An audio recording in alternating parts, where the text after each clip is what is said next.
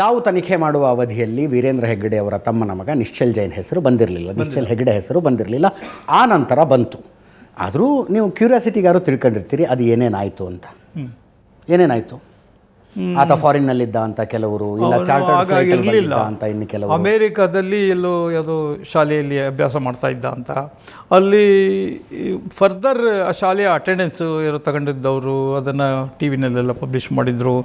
ಆಮೇಲೆ ನಂತರ passport, visa ಮತ್ತು ಇಮಿಗ್ರೇಷನ್ಸ್ ಥಿಂಗ್ಸಸ್ಸು ಅವೆಲ್ಲವೂ ಸಾಕಷ್ಟು ಇವೆ, ಆ ದಾಖಲೆಗಳೆಲ್ಲ ತಗೊಂಡಿದ್ರು ಅಂತ.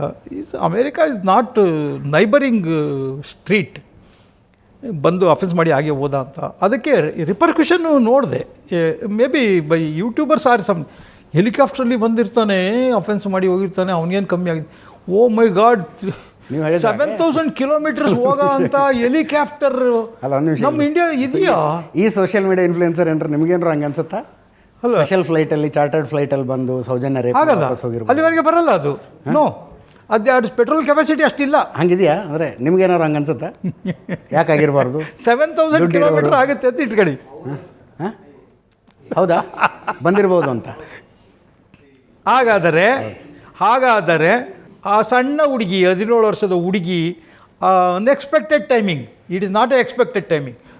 ಸೌಜನ್ಯ ಮತ್ತು ಇದು ಸಂತೋಷರಾವ್ ಮಧ್ಯದಲ್ಲಿ ಆದ ಭೇಟಿ ಇದೆಲ್ಲ ಕ್ವೈಟ್ ಅನ್ಎಕ್ಸ್ಪೆಕ್ಟೆಡ್. ಅವಳು ಅವಾಗ ಆ ಟೈಮಿಗೆ ಬರ್ತಾಳೆ ಅಂತ ಇವನಿಗೂ ಗೊತ್ತಿಲ್ಲ, ಇವಳಿಗೂ ಗೊತ್ತಿಲ್ಲ ಎದುರುಗಡೆ ಆ ಮಹಾನ್ ವ್ಯಕ್ತಿ ಸಿಗ್ತಾನೆ ಅಂತ. ಇದು ಆಕ್ಸಿಡೆಂಟಲ್ ಡೆವಲಪ್ಮೆಂಟ್. ಆ ಆಕ್ಸಿಡೆಂಟಲ್ ಡೆವಲಪ್ಮೆಂಟಿಗೆ ಅಮೇರಿಕಾದಿಂದ ಬಂದಂಥ ವ್ಯಕ್ತಿ ಹೇಗೆ ಕಾರಣ ಆಗ್ತಾನೆ ಅಂತ ನಾನು ಕೇಳಿ.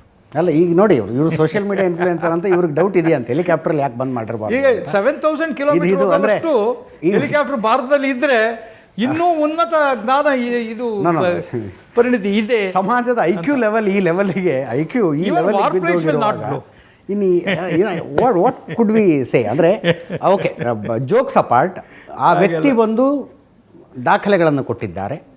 ಪಾಸ್ಪೋರ್ಟ್ ಇಲ್ಲಿದೆ, ಪಾಸ್ಪೋರ್ಟ್ ಮೇಲೆ ಬೆಂಗಳೂರಿನಿಂದ ಹೊರಡುವಾಗ ಒಂದು ಸೀಲ್ ಹಾಕಿರ್ತಾರೆ, ಅಮೇರಿಕಕ್ಕೆ ಹೋಗಿ ಲ್ಯಾಂಡ್ ಆದಾಗ ಇನ್ನೊಂದು ಸೀಲ್ ಹಾಕ್ತಾರೆ, ವೀಸಾ ಇರುತ್ತೆ, ಅಲ್ಲಿ ಅಮೇರಿಕಾದಲ್ಲಿದ್ದಕ್ಕೆ ಸಾಕ್ಷ್ಯಗಳು, ಅವುಗಳನ್ನು ಸಂಶಯ ಇದ್ದಂಥವ್ರು ಕೋರ್ಟ್ನಲ್ಲಿ ಚಾಲೆಂಜ್ ಮಾಡ್ಬೋದು. ಯಾರು ಇವನು ವಿಠಲ್ ಹೆಗ್ಡೆ, ಅವ್ರಿಗೆ ಯಾರು ಪ್ರಶ್ನೆ ಮಾಡಿದ್ದಾರೆ? ವಿಠಲ್ ಗೌಡ ಅವನಿಗೆ ಪ್ರಶ್ನೆ ಮಾಡಿದ್ದಾರೆ.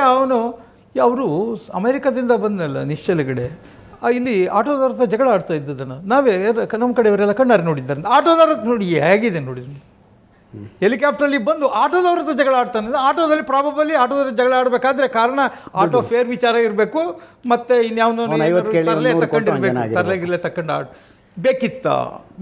ನಂಬ್ತೀರಾ?